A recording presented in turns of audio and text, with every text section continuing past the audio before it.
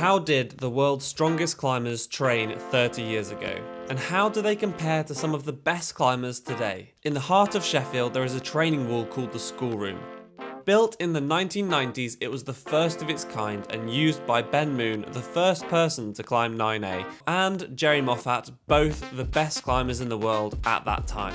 To show us the classics and just how hard Ben and Jerry were climbing 30 years ago, UK beast Buster Martin, who himself has climbed 10 9A routes or harder, joined us to show us around the legendary Schoolroom. Here it is, the school guides. This list contains some of the hardest problems in the world ever, and ticking anything in the top 30 is a noteworthy achievement. Anything in the top 10 is just sick, and the level of respect gained is unlike anything else the world has ever seen. The list is perfect and is not dependent on height or anything. There goes your excuse there, Josh. So close. It is dependent purely on strength, power, and fingers of steel. If you don't agree with it, you're wrong. Is there a list of, if you don't have any of those things? We are going to start on chalk and blow, something like that. Chalk and blow. Chalk and blow. Is this video? Are these names going to get me demonetized or something? Yeah, I mean, there's some pretty sus names in here, actually.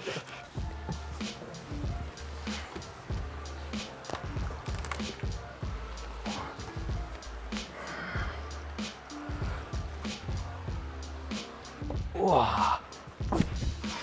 Classic. What's amazing is like, the holds have been here, the board's been here for 30 years. Yeah. And I don't think they spent like much money on it. So you've got like random bits of wood which have been pulled out of a skip.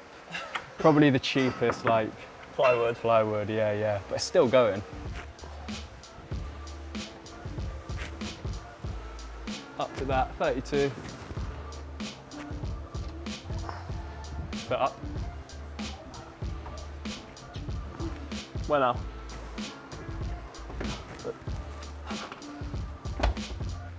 Oh, piece of history, look at that. That's it, I did it. First one down. What's cool about this place is I think it brought the climbing community together in the 90s. So before, everyone was training in the cellars, they were all sort of shut off. And then this place was built as like a sort of community training area, which got everyone training together, pushing each other. Ben, Jerry, Malk Smith, all of those guys.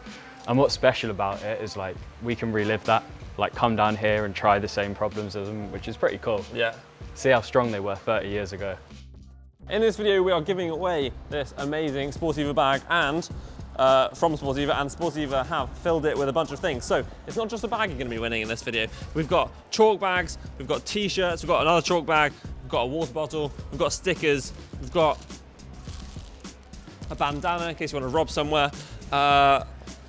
Yeah, so if you want to win this amazing bag, all you have to do, as you might have realized before, because we're doing loads of giveaways, is press the subscribe button. You have to be subscribed for a chance to win it, and comment your Instagram handle down below in the comments so I can contact you if you want. But you have to be subscribed, so press the subscribe button and win free stuff. So this is Ben Moon, if you don't know.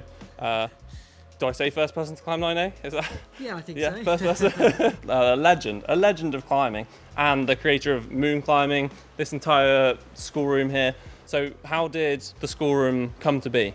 Schoolroom came to be in 1993. A friend of mine called Al Williams, who was like a climber and an artist. He had this little, well, he had basically a studio in an old Victorian school.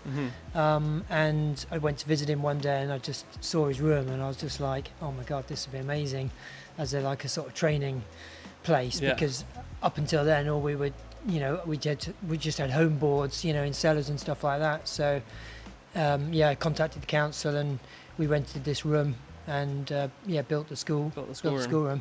All right, so we've done 6A. 6A plus? 6A, yeah. So, okay, 6A, don't give me the plus. Yeah. Now what? Oh, I think the next one I've got 7A plus. Okay, so it's a steep increase. Yeah, I don't know, but they tend to get easier. I find this with climbing, it's sometimes like the easier things tend to be harder, do you know what I mean? Have you ever noticed strong people talk a lot of waffle sometimes? Basic jazz, here we go. A basic level of strength required for the beautiful lock. No drop knee, please. Nice, Buster. Ooh. Floating. Oh, YouTube flash that. YouTube flash.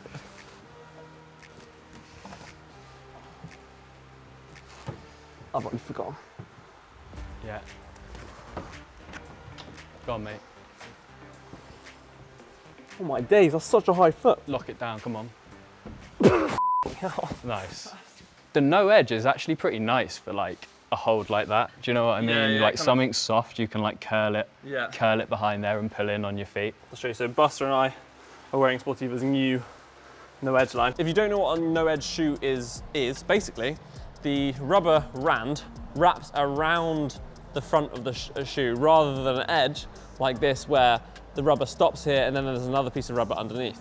So what this does is it allows your foot to be closer to the front of the shoe and it makes it more sensitive when you're climbing so you can feel more through your foot. Edges still have their place and no edge shoes still have their place. They're both great for different things. So for example, if we look at this little horrible dish thing to stand on here, if you stand on it in a traditional edge, you will get less rubber contact with that hole than you would if you used a no edge shoe because it's rounded. You can basically stand on anything, it feels like, and the shoe kind of molds to the hold itself.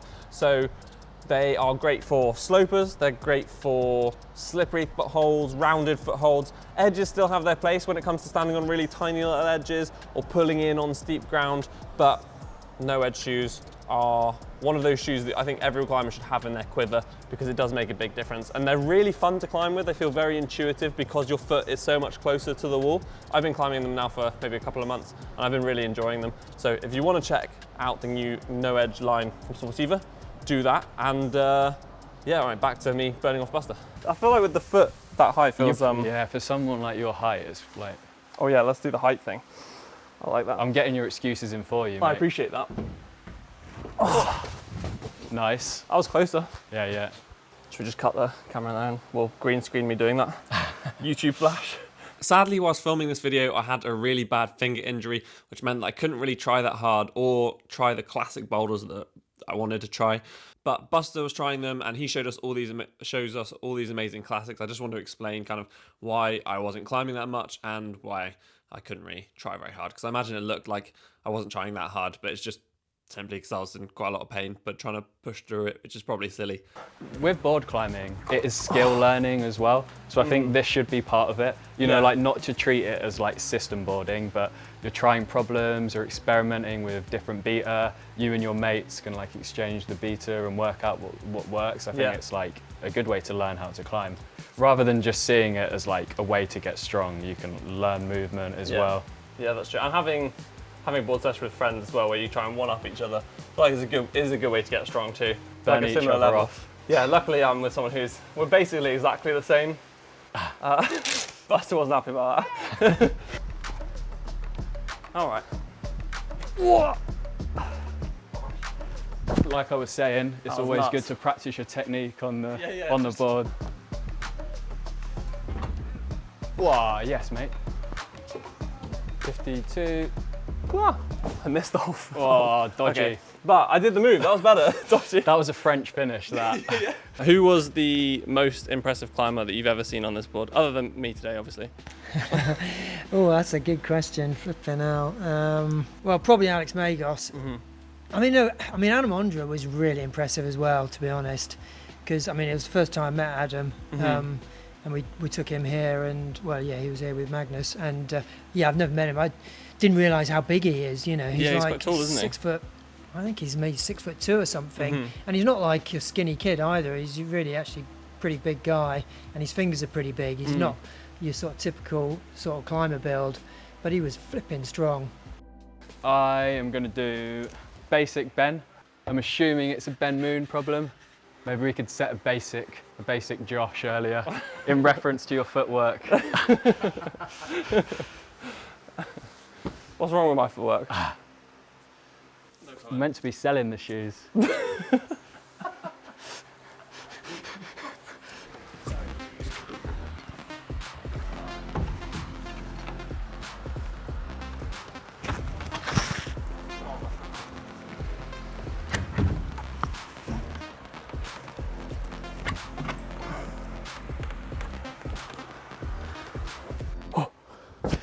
Yeah, the disclaimer is that I've like spent half my life learning all these problems. I'm not flashing them.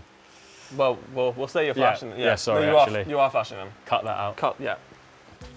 Look at this one, like this 1, 2, 3, 6 screws in there. They seem to add them every year. Right, I'll try Stewie's. I've not done it in about 2 years. So what, Stewie's is the 80 plus? Stewie's is like the classic, yeah.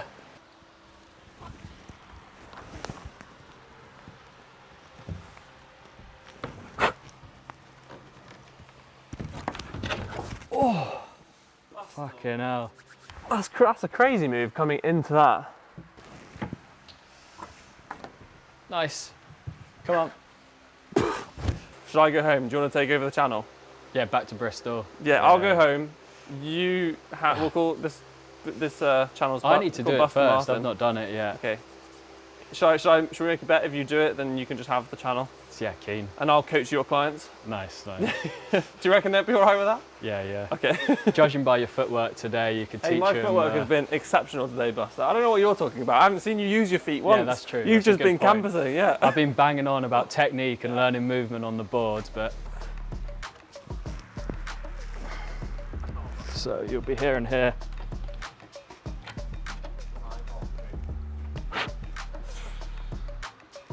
I need to do that from the ground though. So as you all know, Buster is obviously incredibly strong, but he's also a coach running Kaizen coaching. I work with climbers of all levels all around the world really, from guys who are in the Olympics, then also just people who want to train and climb to stay healthy and just have a little bit of structure. The best way to get in touch with me is probably through Instagram, either Buster Martin or Kaizen Climbing. It'll be nice to do this because it will mark like a return to board strength. And whilst like we've been chatting about how it's good to like use the board to learn skill in climbing, it's also quite nice to have like problems that you repeat and that you come back to, and you can use them as a benchmark. And you've also got things that you can do like repetitions on, so you can use them for training strength with higher volume, so by doing intervals and problems. And you can also train various energy systems. And if you know how hard problems are for you, it's really good to be able to do that, and it takes a little bit of the skill element out of it, which can be useful sometimes, so long as you are practicing your climbing during other times.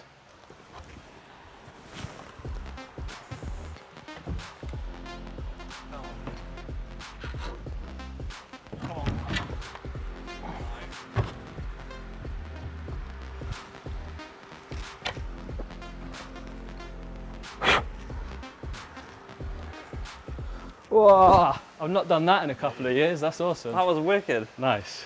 Classic done again. These problems, like, it feels just as meaningful as, and it seems silly to say, but it means just as much to me as like doing something outside. Well, I mean, it arguably has more history than most routes do outside. Yeah, exactly. Back in the day, when you were in the cellar and built the first schoolroom, how did you train for climbing outside then? What did your training routine look like? In the cellars, it was just basically bouldering, just working on problems, trying to set, hard problems, that kind of thing.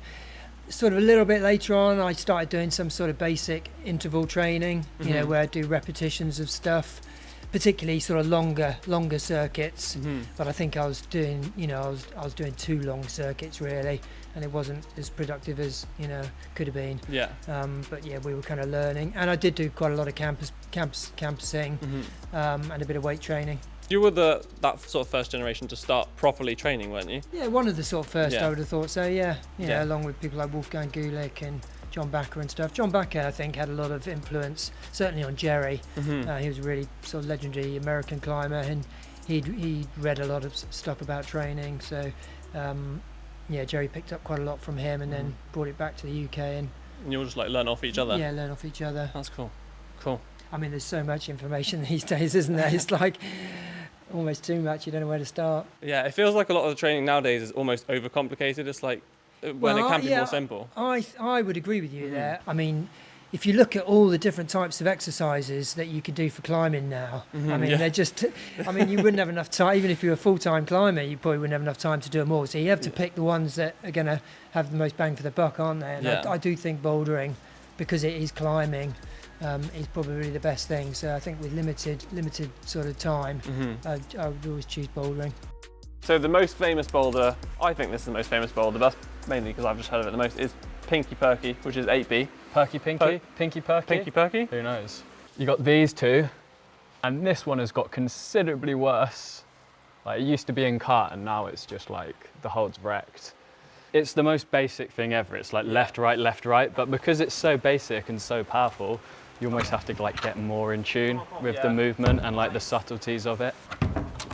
Oh, nice. Cool. Oh, I'm pleased with that. Lots of fan content. Yeah. Only fans, yeah. Come on. Oh, fuck, I can't. I'll try it from the stand again.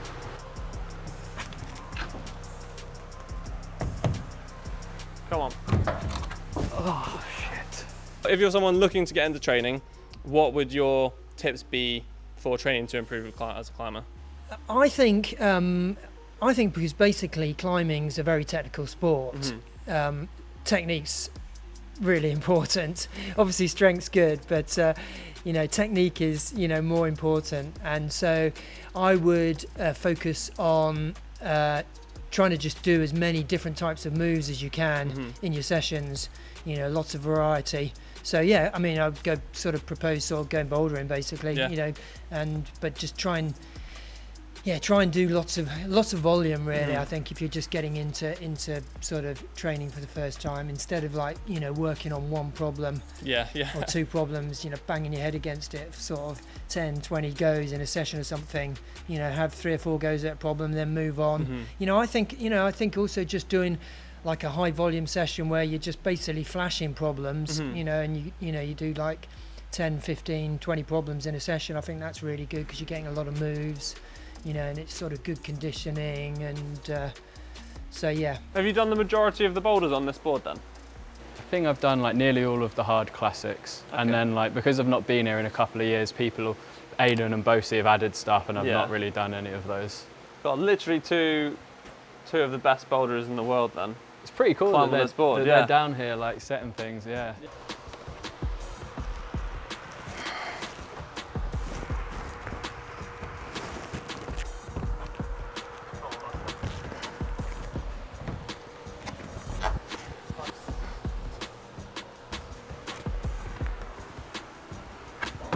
Come on.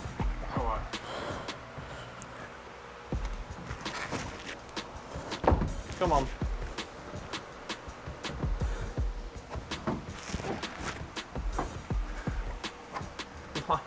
Wow.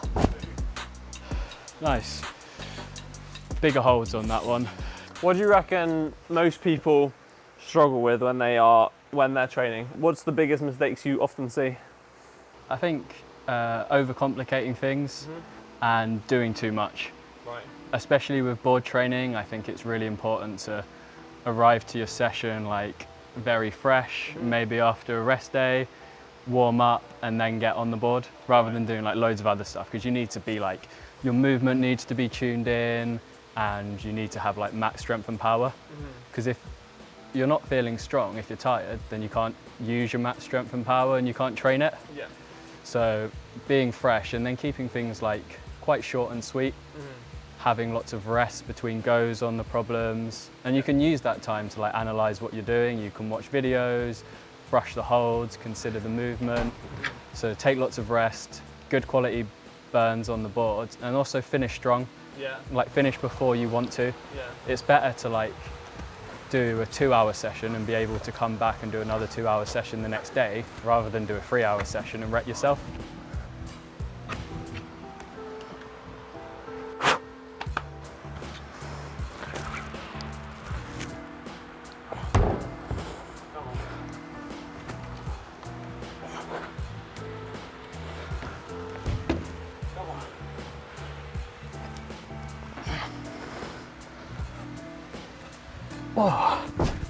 Oh, Easy money. bit of a long one that. Got a bit of a pump going. To see how hard Ben and Jerry were climbing 30 years ago, and with some of the best climbers in the world still visiting the schoolroom today to test themselves against their boulders, just goes to show how important they were to the progression of climbing and how much we can still learn from their approach to our sport. Like Ben said, climb a lot, don't overcomplicate it, and try really hard.